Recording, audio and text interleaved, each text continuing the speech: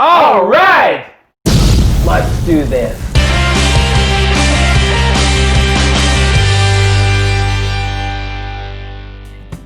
Hey everybody, thanks for joining us here on another episode of Free Beer with Charlie. I'm Big Al, and this is Charlie. Hey Big Al, how's our free beer community doing? We hope your week has been fantastic. Yeah, I bet it has been. Yeah, we can't tell you enough how much we appreciate you being here, listening to us, putting up with us. We really hate it when you're not around because it gets so quiet here. Yeah, and has our free beer community, you ever been to one of those meetings, at work, where, it's mandatory, you gotta be there, you go there, and then you come out of the meeting going, what was that all about? I know less now than I did going into the meeting. Yeah, that's because the people giving the meeting know nothing about what they're talking about, but yet they could talk at length about it. And yes, and we know some people that can talk for days and not say one word. Not say anything important. Yeah. Yeah. And you kind of wonder why, after some of those meetings, some of these people, you're exhausted. And you're like, well, that's an hour of my life I'll never get back. And time is so valuable now, especially we're getting near, into the holiday season, everything going on. It's just like rush. And sometimes I think we just need to step back, take a deep breath and go, I bet they're wondering what in the world we're talking about. That's right. Cool thing. We got a beer tonight that we don't know anything about. I mean, literally, hardly anything. Yeah. But we do know some things. We do know some things. But we found this beer, and we got to thank John. And Lafayette, Indiana. John out of Lafayette, Indiana. Helped us get this in our hands. One of my things, and Big Al will attest to this, I love the history. I love the history of the beers. I love the history of the breweries.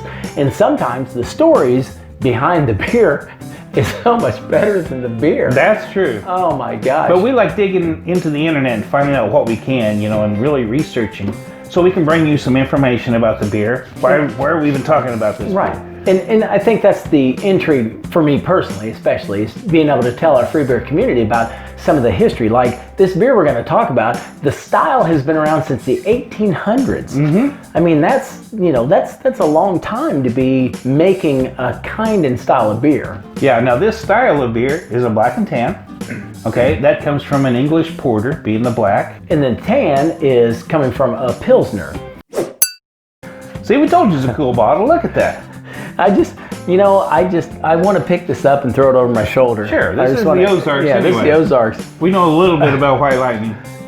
Big Al had to pull this up. I mean, the classic Mississippi mud, black and tan, the alligator. I mean, that is one cool bottle. Yeah, that is. And Big Al, how much did you say this cost? I hate to even say, well, $20 for a quart. I'm kidding. This is probably a $3 bottle. At least. Just without anything in it. Oh, yeah. I don't know, but we paid $4 for that quart of beer. So I said, okay, with a fancy, bottle like that, the beer is not going to be very good. Yeah, you would think. I mean, come on. I mean, a $4 32-ounce beer. But look at that. I mean, it's a kind of a red ale looking. Yeah, and that's what I thought. Which is not a red ale. But it gives you that if you hold it up in the light, it has a red cast to it that is unbelievable. Yeah. Not a lot of head on it. Yeah. Not a lot of lace. But what do you think on the smell? We'll see if it's worth $4. So it's almost like a lager smell. It's very, very faint. I get a little bit of malt. Yeah, it's very faint. It's not very much at all. At least it's not skunky right out of the bottle. Yeah. And the thing is cool about this, we told you earlier that the style of beer, the black and tan, dates back to the 1800s. Well, on the bottle it says that the Mississippi Brewing Company is who's doing this. Well, we did everything to try to find out about the Mississippi Brewing Company, only to find out that it's actually brewed and bottled by Matt Brewing Company, which is out of Utica, New York. Yeah. Now, they have been around since 1888. Well, in some form or other. So that's fantastic. That's a long time. History, yeah. Yeah, great history. Got a big old alligator on there. It says famous slow brewed. Now, I can't say whether it's famous or not. This is the first time I've ever seen it, but I don't get everywhere. Slow brewed either. I don't like to leave the Ozarks very much. Oh yeah. So, but what do we think on the smell of it? It's just. I mean, it's very mild. I think it's pleasant. It's pleasant. I guess it's probably 1. Yeah, probably just a 1 on our scale. I say let's take a drink of this, see what we think. Okay. Remember, this is $4. $4 quart of beer.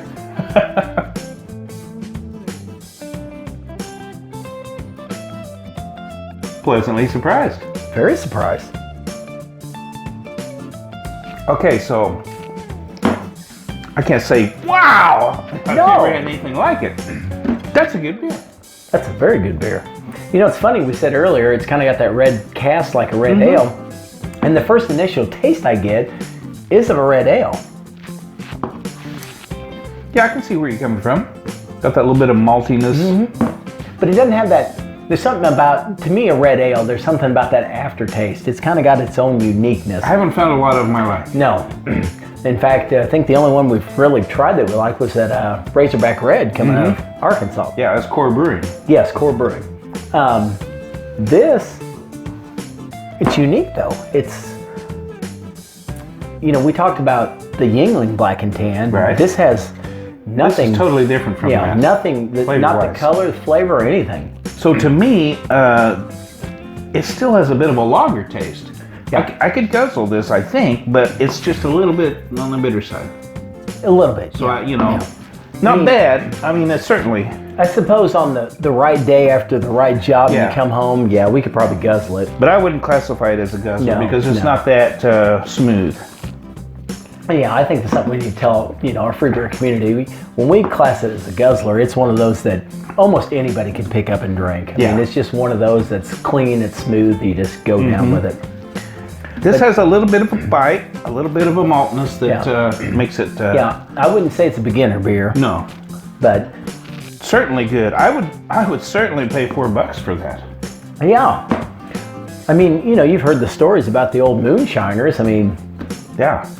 I mean, if you're wanting a beer to just pick up cheap, we used to joke when we were in high school. Remember old Boone's Farm wine? I don't know if they still make it.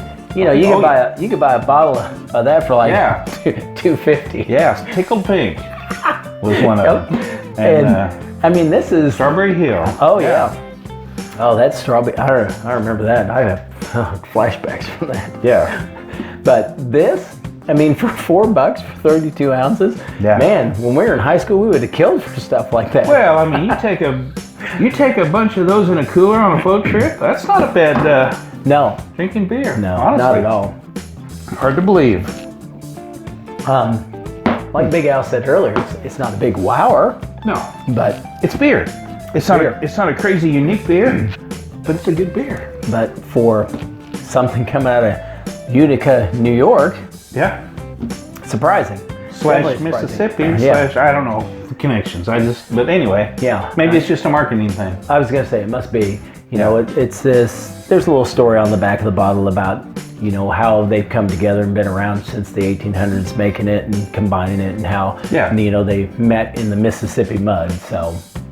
Fantastic. Good story. What do you think overall? Okay, so I'm thinking this is probably 3, just a good drinking beer. Yeah. They not well after, but certainly it's not offensive, and I wouldn't give it a below a 3. Now, did we give a bittersweet on this one? I don't think we did. I'd say probably a 1. Just a typical. Yeah. I mean, it's like Big Al said earlier. It's surprising that it would almost fall under a lager. Yeah. I mean, with the smell, the taste. Very, very similar. Slight difference, but just a slight difference. If it didn't have that little bit of, like you said, a little bit of bite to it. So we talked about not really guzzling this. What would you say our classifications are on this one? I'd say it's probably, since it's been around so long, it's probably traditional. Yeah. For this style. I'd say probably, it'd be a great in-between beer, I think. Yeah. Cleanse the palate, go into something else. I like that variety, and I think this would be one, like we said, an in-between, something that's a good beer. Interesting thing to pull out at the party. Oh, yeah. Has anybody tried this? I mean, everybody look at that. I mean, you're thinking moonshine. You're thinking something with a high alcohol. Did we tell them what they... Yeah, 5%. Yeah, 5%. But surprising beer, I'm just for $4 for a bottle like that. Can't beat it. Oh, wow. Well, Big Al? Charlie? Here's to God, guns, and rock and roll. Amen. Amen. You know, this is the first time we've had this much left when we do our little toast. I know. Because normally we're splitting the bottle. We got 2 glasses full and there's still some left. And we got to give a shout out to John again. Thank you for getting this in our hands. That's right. Very unique. I think it's been a while since we've had something this crazy coming out of that crazy of a bottle. Of a container anyway. Yeah. If there's beers in your area you'd like for us to try, we'd sure like to get our hands on them. Oh yeah, definitely. Like. Anyway, glad you joined us. Appreciate it. Don't forget, I'm Big Al. I'm Charlie. Till next time. And me and Big Al look good. Yeah. I mean, we look good. Yeah. Oh. Now, the thing I found that was fascinating to me was that this... That is fascinating. Yeah, it's coming out of Lithuania. Lithuania? Yeah. Renkinkausi. Wait a minute. What's on tap for today? What's...